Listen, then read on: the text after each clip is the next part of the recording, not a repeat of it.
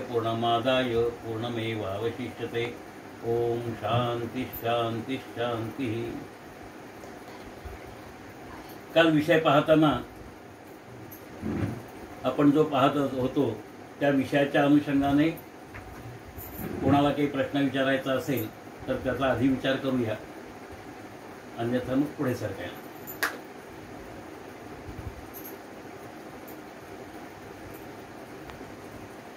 प्रश्न विचारायचा आहे कोणाला काही?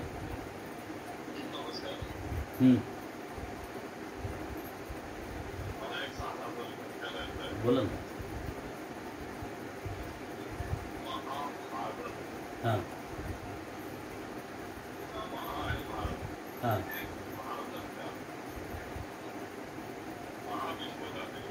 हां दुसरं नाव का नाही? हो ना,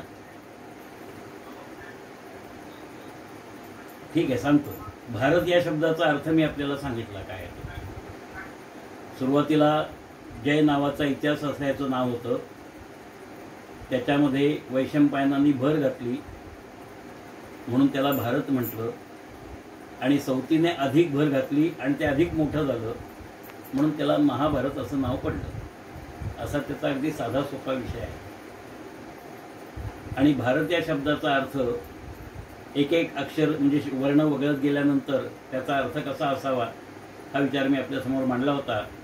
उदाहरणार्थ शेवटचा शब्द अंत्याक्षरे ते पशुने वहावे, मध्याक्षरे ते वदनी पडावे, आद्याक्षरे ते स्वललनी असावे आणि सर्वाक्षरे ते श्रवणी असावे, असा त्याचा अर्थ आपण पाहिला। म्हणून त्याला महाभारत असं म्हटलंय।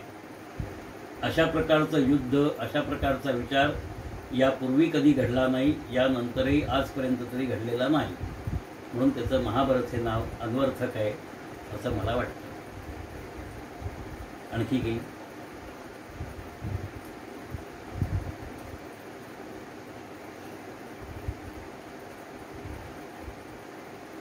आहे शंका कोणाच्या मनात? जायचं पुढे?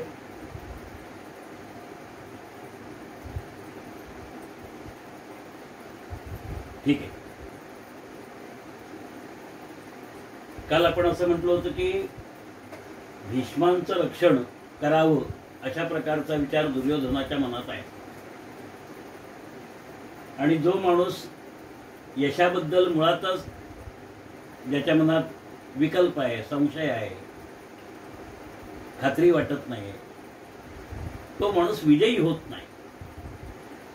म्हणून विजयी व्हायचं असेल तर दृढसंकल्प कसा असावा, दृढता त्याच्यात कशी असावी हा विचार काल आपण पाहिला। आता इथपर्यंत हा सगळा सैन्याचा विचार जो आहे तो सगळा सांगून झाला, म्हणजे दुर्योधनाला गुरु द्रोणांना जे काही सांगायचं होतं ते सांगून झालं। आता युद्धाला सुरुवात करायची। मग प्राचीन परंपरेप्रमाणे युद्धाला सुरुवात करताना शंख वाजवले जात असत। प्रत्येक महारथी असेल किंवा मोठा माणूस असेल तो त्याचा त्याचा शंख आवडीचा जो असेल तो वाजवत असेल, शंखध्वनी करत असेल, आणि त्या शंखध्वनीचा आवाज ऐकल्यानंतर प्रत्येक जण त्याप्रमाणे आचरण करत असे, म्हणजे पुढे काय व्हायचंय काय नाही असा त्यांचा विचार होत असे। त्याप्रमाणे हे जे भीष्म आहेत, अयनेषु च सर्वेषु यथा भागमवस्थिताः भीष्मभेवाभिरक्षन्तु भवन्तः सर्व हे वै, हे सगळं सांगून झाल्यानंतर पुढचा विचार ते म्हणतायत, तस्य संजनयन हर्षम कुरुवृद्ध पितामहा सिंहनादम विनद्यौश्चे शंखम दद्मो प्रतापवान। जे सांगायचं होतं ते सांगून झालं, आता युद्धाला सुरुवात करायची म्हणून संकेत मिळाला। त्या संकेताप्रमाणे भीष्मांनी सिंहनाद करणारा त्यांचा शंख वाजवला। आता सिंहनादाचा एक परिणाम आहे प्रत्येकावर। जसं वाघाने डरकाळी फोडली, तो लांब बसला तरी यह पलायते म्हणून आपण विचार करतो, कारण तो वाघ आहे। जरी आपल्या हातात बंदुकीची गोळी असली तरी त्याच्या डरकाळीमुळे बंदूक कदाचित हातातून पडून गळून पडेल अशी आपली अवस्था होती। तसा भीष्मानी शंख फुंकलाय, सिंहनाद केलाय, आणि भीष्मांचं वैशिष्ट्य असं आहे की त्यांना युद्धामध्ये पराजित करण्याची कोणाची ताकद नाहीये. वृद्ध आहेत, ते वयाने वृद्ध आहेत.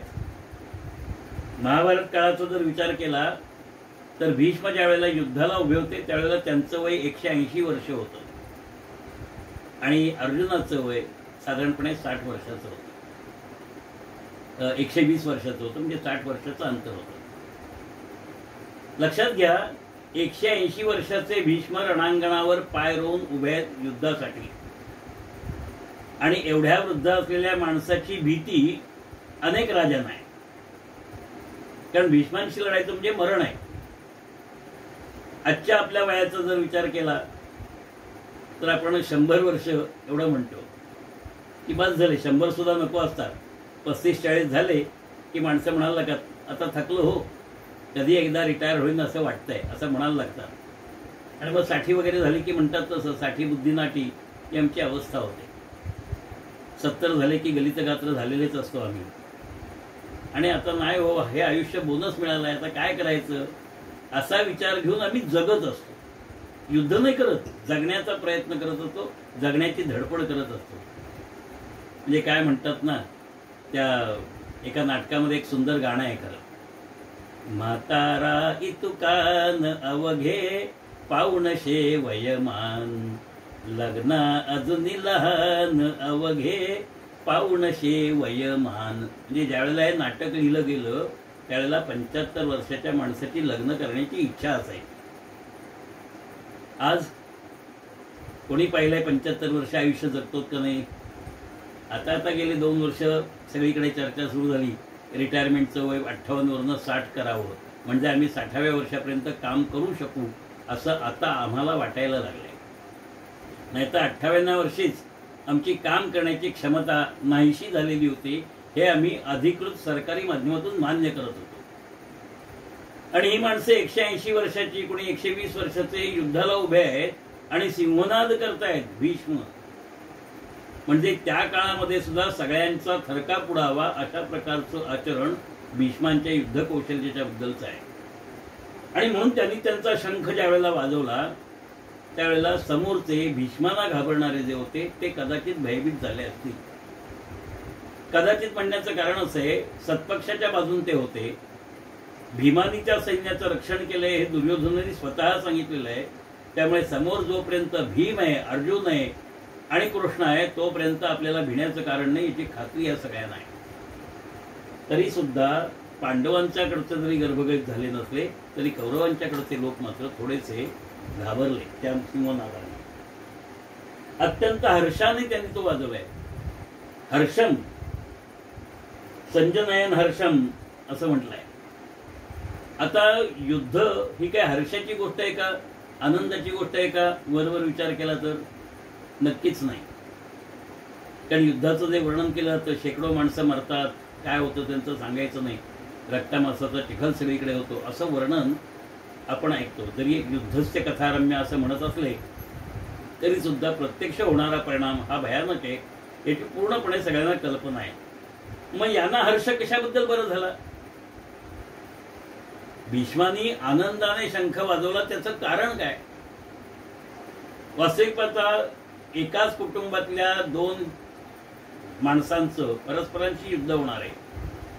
त्यामुळे कोणाचाही संहार झाला तरी कुटुंब कोणीतरी कोणातल्या तरी कुटुंबाचा माणूसच मरणार आहे, आप्तच मरणार आहे. असं असताना भीष्मांना हर्ष होण्याचं कारण काय? म्हणजे पांडवांकडचे मेले तरी भीष्मांचे आप्त आहेत, कौरवांकडचे मेले तरी त्यांचे आप्त आहेत. मग हर्षाने त्यांनी शंख का बरं वाजवला असेल असा एक प्रश्न निर्माण होतो. त्याचं थोडंसं उत्तर, थोडंसं म्हणण्याचं कारण पुढे त्याचा बराच उहापोह भगवंतांनी केलेला आहे. म्हणून थोडंसं, जे रणशूर असतात, रणधीर असतात, रणगंभीर असतात, त्यांना रणांगणावर देह ठेवावा असं वाटतं. म्हणजे क्षत्रियाला रणांगणावर देह ठेवला तर स्वर्गात जाता येतं असं मानलं जातं. अर्थात स्वर्ग नरकाच्या कल्पना या प्रत्येकाच्या वेगवेगळ्या आहेत. वास्तविक पाहता स्वर्ग वेगळा नाही किंवा नरकही वेगळा नाही. आपल्या रोजच्या जीवनात आपण स्वर्गीय सुख घेऊ शकतो किंवा नरक सुद्धा भोगू शकतो, हे आपण पाहतो. फक्त कशाला स्वर्ग म्हणायचं कशाला नरक म्हणायचं एवढाच वादाचा मुद्दा राहतो. पण क्षत्रियाला रणांगणात मरण येणं, विरोचित मरण येणं हे त्याच्या दृष्टीने आनंददायक आहे. इच्छामरणी भीष्मांना दुसऱ्या कोणत्याही पद्धतीने मरण येणार नाहीये. आणि क्षत्रिय असल्यामुळे रणांगणात मरण मिळालं तर मला मुक्ती मिळेल अशा प्रकारचा भाव त्यांच्या मनात आहे. आणि मुक्ती कोणाकडनं मिळणार आहे? वाटेच्या माणसाकडनं नाही मिळणार आहे. आपलं जे आराध्य दैवत आहे, इष्ट दैवत आहे भगवान श्रीकृष्ण, त्याच्या समोर आपल्याला मृत्यू येणार आहे. भगवंताच्या समोर मृत्यू येण्याची गोष्ट भीष्मांना आनंददायक आहे. आपण भगवंताला म्हणतो की बाबा मला एवढ्यात मारू नको रे, मला जगायचं आहे अजून. आणि इथे भीष्म म्हणतायत बरं झालं मला मरायची संधी मिळाली आणि युद्धामध्ये मरायची संधी मिळाली. रणांगणावर शत्रूच्या सैन्यामध्ये त्यांच्या बाणांनी आघात होऊन किंवा त्याच्या शस्त्रांनी आघात होऊन मला वीरमरण येणार आहे. या वीरमरणाचे हपापलेले असणारे भीष्म म्हणून ते हर्षाने अत्यंत आनंदाने अशा प्रकारचा शंख वाजवत आहेत. प्रतापवान सगळीकडे प्रताप गाजवणारा असा त्यांचा जो शंख आहे, त्या शंखाच्या माध्यमातून ते अशा प्रकारचा आनंद व्यक्त करतात. ततः शंखाश भैर्यश्च पणवानक गोमुखाः सहसैवाभ्यन्यन्त सशब्दस्तुमुलो भवेत. आता या भीष्मानी शंख वाजवल्यानंतर प्राचीन परंपरेप्रमाणे ज्याच्याजवळ शंख असेल, जो पराक्रमी असेल, तो प्रत्येक जण आपापले शंख वाजवत असेल. युद्धाला सुरुवात करण्याची संधी म्हणून हे शंख वाजवायचे असतात की मी आता युद्धाला तयार आहे. आता जर आपण आपल्या जीवनाचा विचार केला, ऐहिक सुखोपभोगांचा विचार केला, तर तिथेही आपल्याला रणक्षेत्रावर लढायचं आहे. रणांगणावर सावधानता असावी लागते. ती सावधानता आपल्याकडे आहे का हा प्रश्न निर्माण होतो. आपण खरंच सावध होत का? लढायला तयार होत का? जे जसं समर्थ म्हणाले, पहिले हरिकथा निरूपण, दुसरे ते राजकारण, तिसरे अखंड सावधान सर्व विषयी. ही सावधानता बाळगणं अत्यंत गरजेचं आहे. ज्याचा एक भाग म्हणून दुर्योधनाने भीष्मांचं रक्षण करा असं सांगितलं.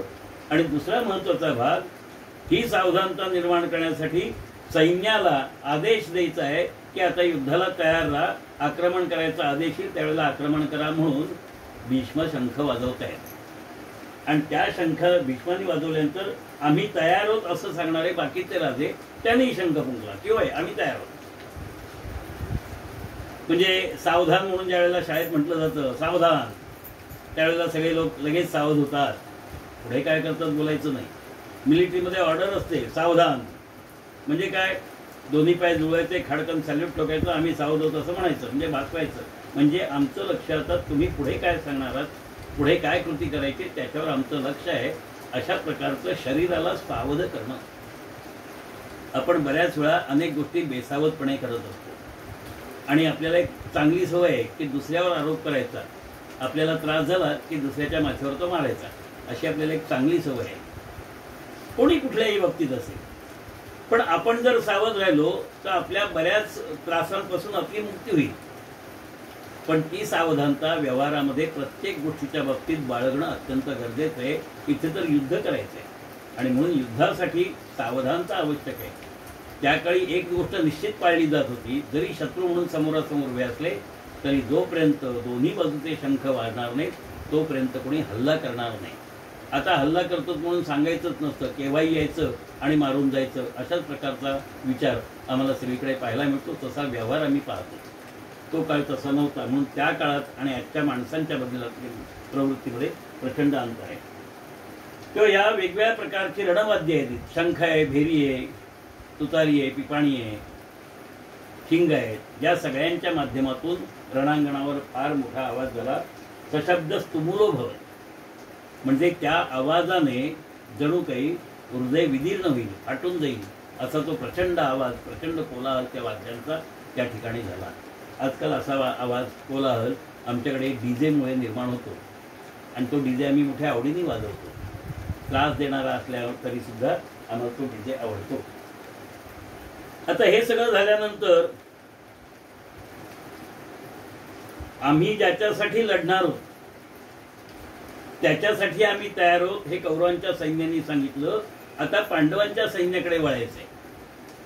ततश्वेतैर्हैर्युक्तै महती सेंदने स्थितो माधव पांडवश्चैव दिव्यो शंखो ददतो.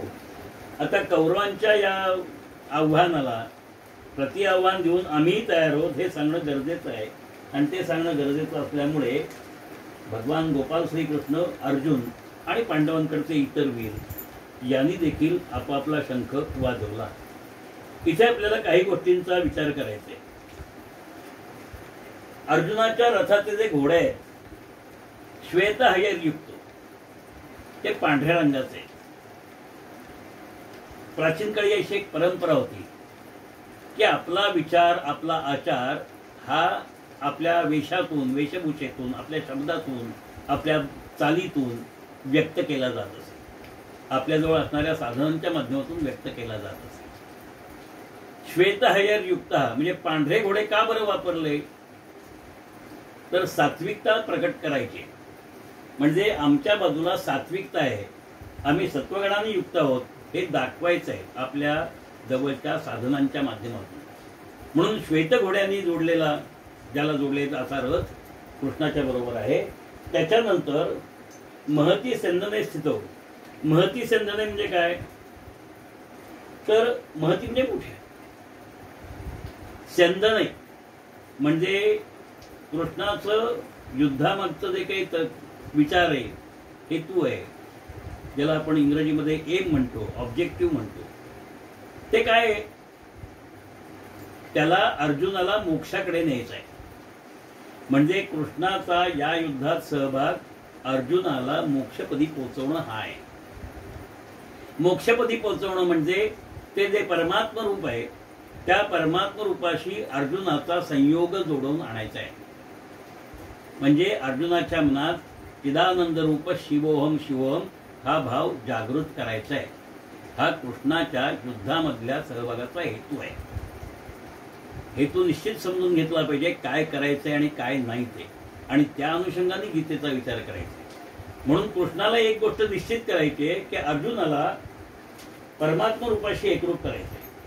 आणि जर परमात्मा रूपाशी एकरूप करायचं असेल तर त्या अर्जुनाच्या मनाची दोरी, मनाचे लगाम सारथ्य करणाऱ्या श्रीकृष्णाच्या हातीत असले पाहिजेत. तो जो ध्वनी त्यांनी केला भगवान गोपालकृष्णांनी, अर्जुनांनी आणि इतर पांडवांनी, त्यातून त्यांना आम्ही परमात्मा स्वरूपाकडे जाणार आहोत, म्हणजे धर्म आचरण करण्याचा प्रयत्न करणार आहोत, हा भाग त्यांना सांगायचा. आता त्यांच्या शंखांचा उच्चार करताना महर्षी व्यासमुनी म्हणतात दिव्यम शंखम प्रदद्ध. त्यांचे शंख दिव्य आहे. भगवान गोपालकृष्णांनी शंख कसा मिळाला आपल्याला माहिती आहे. ऋषींच्या मुलाला सोडवून आणला आणि मग तो शंख मिळवला, म्हणजे तो दिव्य आहे. तसे पांडवांकडचे शंख देखील धार्मिकतेचा विचार असल्यामुळे ते देखील दिव्य स्वरूपाचे शंख आहेत. आणि ते शंख ते सगळेजण फुंकतायत. आणि त्यांच्यामुळे जो काही आवाज निर्माण झाला तो आवाज अत्यंत महत्त्वाचा असा, सगळ्यांना जरामरणाच्या भयापासून दूर नेणारा असा तो आवाज होता. आणि त्यामुळे त्यांनाही त्याचा आनंद झाला.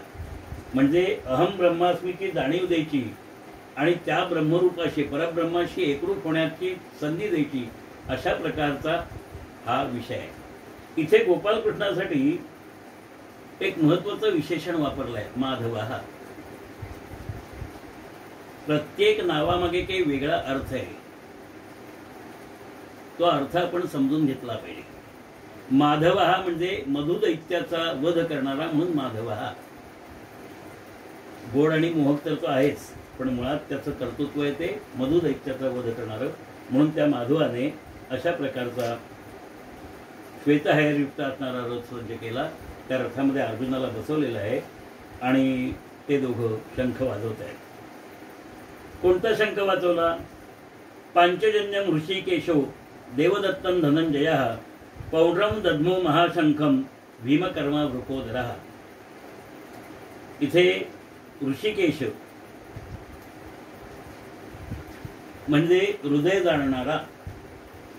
प्रत्येकाच्या हृदयात कोणता भाव आहे तो गोपालकृष्णाला माहिती आहे, माधवाला माहिती आहे, आणि म्हणून त्याला ऋषिकेश असं म्हणतात. दुसऱ्याचं हृदय जाणणं ही वाटते तितकी सोपी कला नाही आहे. म्हणजे हिंदी सिनेमांकडे बघायचं नाही, दिल दिया म्हणायचं आणि दर्द दिया असं म्हणायचं, हा विषय इथे महत्त्वाचा नाही. दुसऱ्याच्या हृदयात कोणती भावना आहे, कोणता भाव जागृत झालेला आहे तो जाणणं, म्हणून त्याला ऋषिकेश म्हणतात. हे जाणत असताना अनेक प्रकारचे प्रश्न, अनेक प्रकारचा भाव गोपालकृष्णाच्या मनात आहे आणि तसा गोपालकृष्णाकडे बघणाऱ्यांच्या मनातही आहे. थोडस विषयांतर. गोपिका ज्या आहेत गोकुळातल्या, त्या गोपालकृष्णाकडे कोणत्या भावनेने पाहतात? भागवतातली एकच छोटीशी कथा थोडक्यात सांगतो. माखन चोर म्हणून त्याला म्हटलंय. आता तो लोणी चोरताना पकडला गेला. मीराबाईंनी त्याचं फार सुरेख वर्णन केलंय. मैया मोरे मै नहीं माखन खायो, मैया मोरे मै नहीं माखन खायो. पण कृष्णाने चोरी करताना गोपी त्याला पकडून आणतायत. एका गोपीने कृष्ण म्हणून कोणाला तरी धरला आणि तो तिचा नवरा निघाला, असं आपलं गंमत म्हणून दाखवतात. पण हा गोपालकृष्ण माखन चोर आहे म्हणून तिने काय ठरवलं यशोदा मैयाने, की आता कृष्णाला कुठे जाऊच द्यायचं नाही. मग तिने काय केलं, कृष्णाला उखळाला बांधून ठेवला, बांधण्याचा प्रयत्न केला. दोरी घेतली हातात आणि त्याच्या पोटाला बांधण्याचा प्रयत्न केला. उदर म्हणजे पोट आणि दाम म्हणजे दोरी. ज्या दोरीने कृष्णाला बांधलं त्यामुळे त्याचं नाव दामोदर पडलं. पुढचा कथाभाग सांगत नाही. तेव्हा असा कृष्ण घरी येत नाही म्हणून गोपी रडत रडत तिच्याकडे गेल्या. अगं त्याला बांधून नको ठेवू, तो आमच्याकडे चोरी करतो, आम्हाला त्याचा आनंद आहे. म्हणजे एकीकडे तक्रार करताय आणि दुसरीकडे मात्र तो आपल्या घरी यावं, त्यांनी आपलं लोणी चरावं, अशा प्रकारची भावना व्यक्त करतायत. हा जो काही विषय आहे म्हणजे हृदय जाणणारा, गोपींच्या मनात काय नेमकं, नाथांची एक सुंदर गवळण आहे.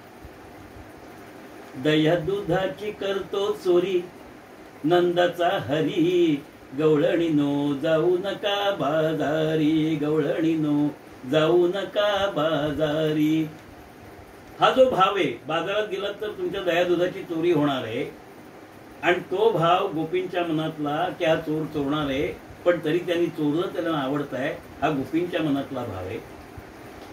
पांडवांच्या मनातला भाव, कृष्ण आमचा सखा आहे, तो आमचा तारणहार आहे, हा भाव पांडवांच्या मनात. कौरवांच्या बाजूला असणाऱ्या लोकांना कृष्णाचं भय आहे.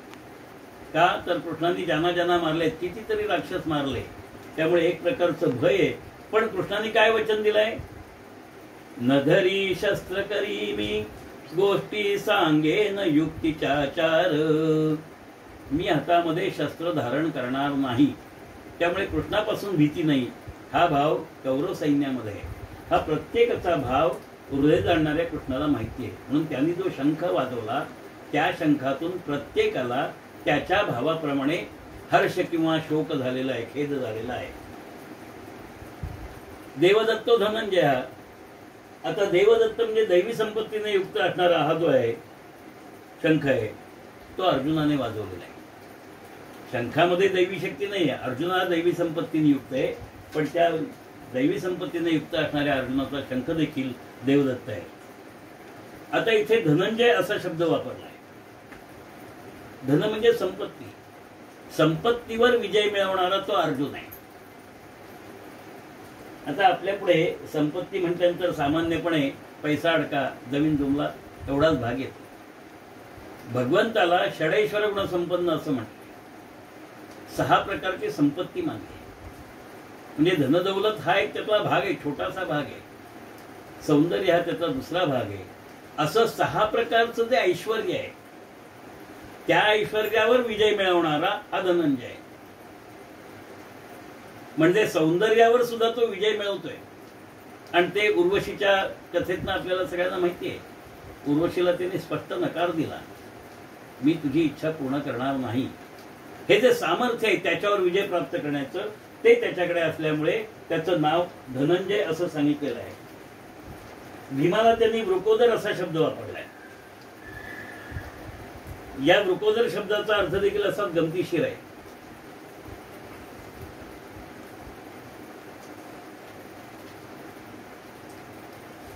वृकोदर म्हणजे काय, तर वृक म्हणजे वाकडं, उदर म्हणजे पोट. आता इथे वाकडं पोट असा त्याचा अर्थ करायचा नाहीये, तर ज्याच्या पोटामध्ये बरंच काही राहू शकतो, व्यापक आहे असा जो आहे त्याला वृकोदर असं म्हणतात. वाकडं म्हणजे भरपूर सामावून घेऊ शकणार, म्हणून त्याला वृकोदर असं म्हणायचं. भावरूपी शंख त्याने वापरलेला आहे. या संदर्भात रामचरितमानसमध्ये एक सुंदर दाखला आहे. हरिव्यापक सर्वत्र समाना, प्रेम ते प्रगट होई मै जाना. सर्वत्र सामावून राहिलेला हरी त्याच्याप्रमाणे भीमाच्या पोटात सगळं काही सामावलं जाऊ शकतो, अशा प्रकारचा विचार आहे. या ठिकाणी एका कथेचा मला उल्लेख करावा असं वाटतो. बृहदारण्यक जे उपनिषद आहे त्याच्यामध्ये जनक राजाने धर्मसभा भरवली. त्या धर्मसभेमध्ये 10,000 गायी सोन्याने मढवलेल्या मी देणार आहे, पण कोणाला, ज्याने ब्रह्म जाणलाय त्याला, असं त्यांनी जाहीर केलं. त्या ठिकाणी याज्ञवल्क्य ऋषी आले होते. त्यांनी आपल्याला शिष्यात सांगितलं, या गायी घेऊन जा. आणि मग त्या याज्ञवल्क्याला त्या गायी मिळू नयेत म्हणून अनेकांनी त्याच्याशी वादविवाद केला याज्ञवल्क्य ऋषींशी. तो वादविवाद करत असताना या गायी आपल्याला मिळायला पाहिजेत. याज्ञवल्क्यांनी ब्रह्म जाणलंय, आपणही ब्रह्म जाणलेलं आहे, पण मला ब्रह्म म्हणजे काय कळलंय हे सांगणं हे सगळ्यात मोठं अज्ञान समजलं जात होतं. कारण ब्रह्माबद्दल सांगता येतच नाही, अनिर्वचनीय येते. मग ब्रह्माचं स्पष्टीकरण कसं करायचं म्हणून सगळे गप्प होते. पण याज्ञवल्क्य चतुर आहेत, त्यांनी ब्रह्म म्हणून काही सांगितलंच नाही. त्यांनी सांगितलं गायी घेऊन जा, जो आव्हान देईल, ब्रह्माच्या संदर्भात प्रश्न विचारेल, त्याच्या प्रश्नांची उत्तरं मी देऊ शकतो. म्हणजे एकीकडे ज्ञानाबद्दल खात्री आहे, स्वतःच्या ज्ञानाबद्दल, आणि दुसरीकडे या गायी मीच घेऊन जाणार. कारण ही जी काही दुखरी नसेल ना लोकांची, स्पष्ट बोलायचं नाही आणि मग मागणं कटकट करत बसायचं, ही याज्ञवल्क्याला माहिती आहे. ब्रह्म जाणलंय हे कोणी सांगू शकत नाही, मीही सांगणार नाहीये, पण गायी घेऊन जायचं असं जनक राजासमोर म्हणायचं कसं, असा विचार प्रत्येक ऋषीला पडलेला असल्यामुळे त्या ऋषींनी त्या गायीनं न्यायचं नाही असा विचार केला, किंवा त्यांनी विचार करण्यापूर्वीच याज्ञवल्क्याने त्या गायी न्यायला सांगितलं. राजा जनकासकट सगळ्यांनी अडवलाय. आणि मग तो जो संवाद आहे, ब्रह्म म्हणजे काय या संदर्भातला खूप मोठा संवाद येतो. त्या संवादामध्ये अमृतत्वाची जर प्राप्ती करायची असेल तर ती प्राप्ती करण्यासाठी आम्हाला पृथ्वीचं स्वामित्व मिळून सुद्धा ते आम्हाला मिळणार नाही. कारण पृथ्वीमध्ये अमृतत्व नाहीये. ते अमृतत्व आम्ही, जी संपत्ती आम्हाला पाहिजे, कोणती, मोक्षश्री म्हणून ज्याला म्हणतात ती, म्हणजे मोक्षरूपी संपत्ती मिळवायची असेल तर आम्हाला हे राज्य, पृथ्वी, हा जरी आम्ही पृथ्वी जिंकलो तरी त्याचा उपयोग काही होणार नाही. कारण आज ना उद्या आम्हाला मरण आहे आणि त्यामुळे त्या संपत्तीचा आम्हाला काही उपयोग नाहीये, ही जाणीव त्या धनंजयाला आहे. म्हणून तो धनावर विजय मिळतो, याचा अर्थ मोक्षश्रीवर विजय मिळवण्याची ताकद असणारा असा तो आहे. आता याच्यानंतरचा प्रश्न आहे, या दोघांनी शंख वाजवले, त्यांचे शंख कसे आहेत ते आपण पाहिलं. तसे पुढचे, अनंत विजयम राजा कुंतीपुत्रो युधिष्ठिरः नकुलसह देवश्च सुघोष मणी पुष्पकौ. प्रमुख पांडव कोणकोणते शंख वाजवत आहेत त्याचं हे वर्णन आहे. त्याच्यामध्ये कुंतीपुत्र युधिष्ठिर, वास्तविक पाहता धर्म, भीम आणि अर्जुन हे तिघही कुंतीपुत्र आहेत. जसा कर्णही कुंतीपुत्र आहे, पण त्यांचा उल्लेख कुंतीपुत्र म्हणून केलेला नाहीये. पण युधिष्ठिराचा उल्लेख मात्र कुंतीपुत्र असा केलेला आहे, कारण तो ज्येष्ठ पुत्र आहे. या ज्येष्ठ पुत्राने युधिष्ठिराने, युधिष्ठिर म्हणजे जो युद्धामध्ये कायम स्थिर आहे, पाठ न दाखवणारा, म्हणून त्याला युधिष्ठिर असं म्हटलंय. त्याने अनंत विजय नावाचा शंख वाजवला. अनंत विजय म्हणजे आपल्याला माहिती आहे की धर्म जर स्थिर राखायचा असेल, धर्माचं अस्तित्व टिकवायचं असेल तर युद्धामध्ये स्थिर राहणं आवश्यक आहे. आणि धर्मावर विजय मिळवणं म्हणजेच अनंताचा विजय प्राप्त करणं आहे. आणि म्हणून त्याने अनंत विजय नावाचा शंख वाजवलेला आहे. त्यानंतर नकुल, नकुल हा मागे सांगितलं आपल्याला, तो नियमांचं पालन करणार आहे. त्याला नियमबाह्य वर्तन आवडत नाही. आणि सहदेव जो आहे त्यांनी मणिपुष्पक नावाचा, म्हणजे ज्याला सत्संग असं आपण म्हणतो, त्या सत्संग रूपी शंख या सहदेवाने वाजवला. आता हे सत्संगाच्या संदर्भात थोडंसं स्पष्टीकरण गरजेचं आहे. एका शाळेमध्ये, प्राथमिक शाळेमध्ये बाईंनी आपल्या विद्यार्थ्यांना सांगितलं की मुलांनो, उद्या येताना प्रत्येकाने एक तरी सत्कर्म करून या.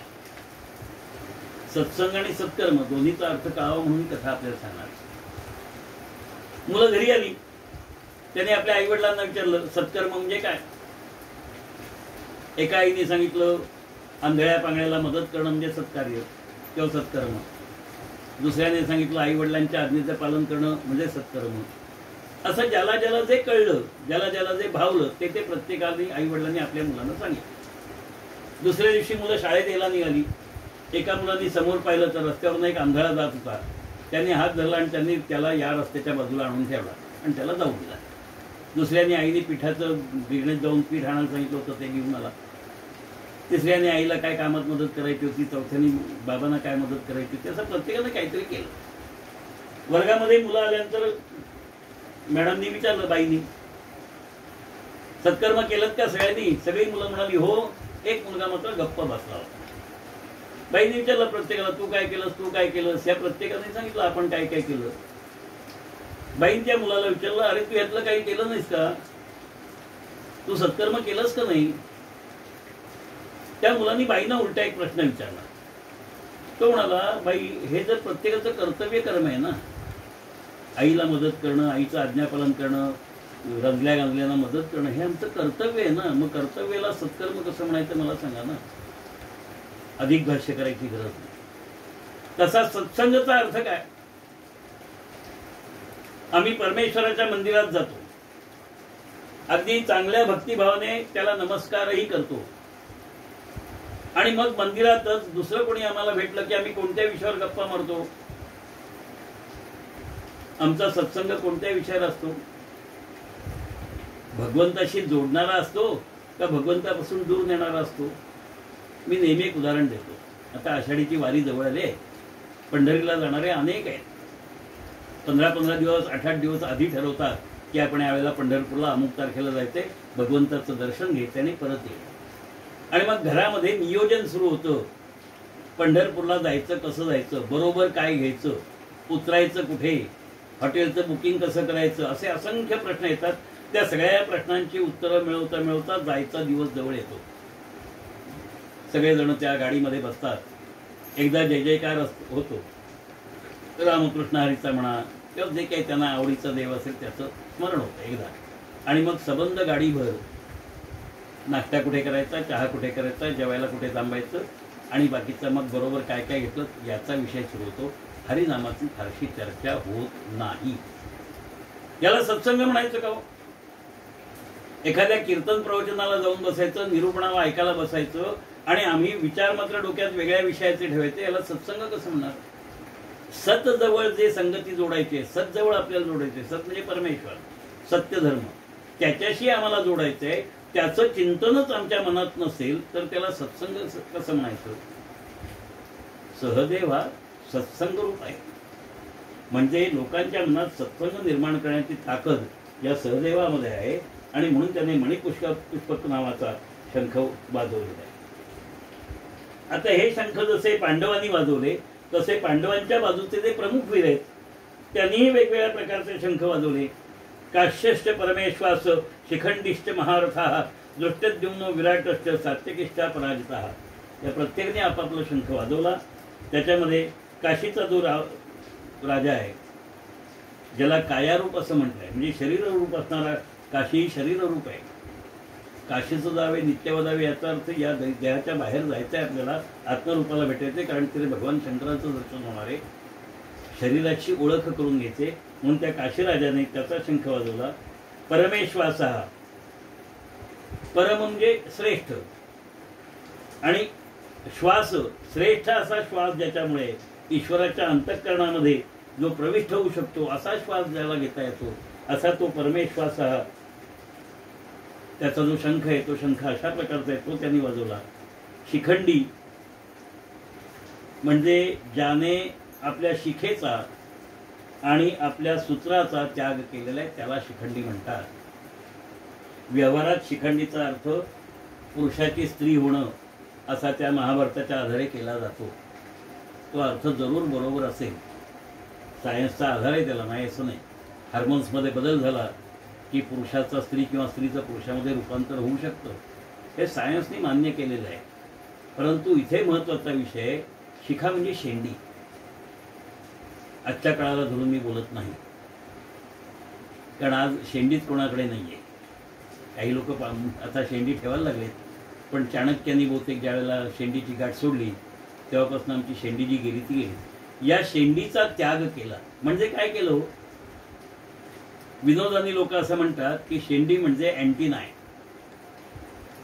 अँटिनाच्या माध्यमातून जसं टीव्हीवर वेगवेगळ्या प्रकारचे आपल्याला सिरियल्स पाहता येतात, तसं त्या अँटिनाच्या माध्यमातून म्हणजे शेंडीच्या माध्यमातून अनेक प्रकारचं ज्ञान आपल्याला गोळा करता येतं.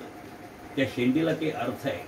त्या शेंडीचा त्याग केला कारण त्या शिखंडीचं रूपांतर हे स्त्रीमध्ये झालेलं आहे. आणि दुसरं त्यांनी त्याग केलेला आहे सूत्र. सूत्र म्हणजे जानवं, यज्ञोपवीत. यज्ञाचं उपवीत असणारं जे आहे त्याला यज्ञोपवीत असं म्हणतात. यज्ञोपवीत म्हणजे वास्तविक पाहता यज्ञ काळामध्ये जे वस्त्र आपण अंगावर धारण करतो त्याला उपर्ण म्हणायला हरकत नाही, त्याला यज्ञोपवीत असं म्हणतात. पण आज ते उपर्ण वगैरे बाजूला झालेलं आहे, कारण आज यज्ञच कोणी फारसं करत नाही. त्यामुळे यज्ञामध्ये यज्ञोपवीत म्हणून हे वापरायचं असतं. जानवं एक वेळ नसलं तरी चालेल, पण अंगावर उपर्ण असलं पाहिजे. म्हणून गुरुजी सांगतात खांद्यावर टॉवेल ठेवा, म्हणजे काय हात पुसायला बरं पडेल. त्या हात पुसायचं वस्त्र म्हणून आपण केलेलं आहे. त्या वस्त्राचा ज्याने त्याग केलेला आहे म्हणजे यज्ञोपवीताचं काम करायचं ज्यांनी सोडलं आहे तो शिखंडी, त्यानेही आपला शंख वाजवला. अशा प्रकारे या प्रत्येकाने आपापला शंख वाजवण्याचं काम केलं. म्हणून शिखंडिष्ट महारथा, महाभाऊ म्हणजे भयरहित, कोणत्याही प्रकारचं भय द्यायला नाहीये असा तो आहे. दृष्टद्युम्न म्हणजे आपल्याला मागच्या वेळेला सांगितलं की जो दृढ आहे, ज्याचं मनोबल दृढ आहे तो दृष्टद्युम्न. विराट हाही राजा आहे, पांडवांचा त्याचा स्नेह आहे, नातं जोडलेलं आहे. सात्यकी हा गोपालकृष्णाकडचा सैनिक, सदैव सत्याच्याच बाजूने लढणारा, सत्यासाठीच लढणारा असा तो सात्यकी आहे. या शंख सगळ्यांनी आपापले शंख वाजवले. इथे आपण आज थांबूया.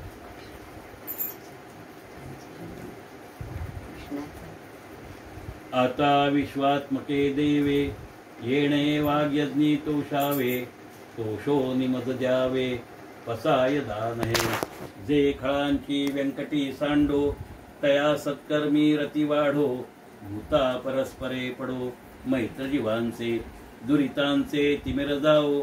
विश्वस्वधर्म सूर्ये पाहो, जो जे वांछिल तो ते लाहो.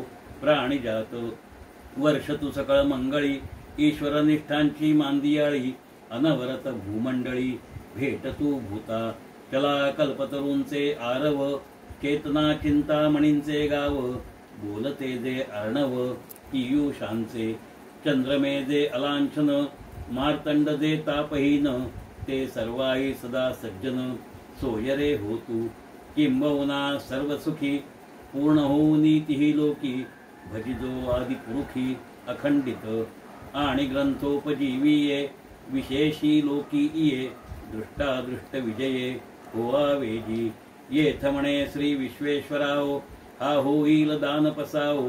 येणेवरे ज्ञानदेवो, सुखिया झाला सुखिया झाला. जय जय रघुवीर समर्थ.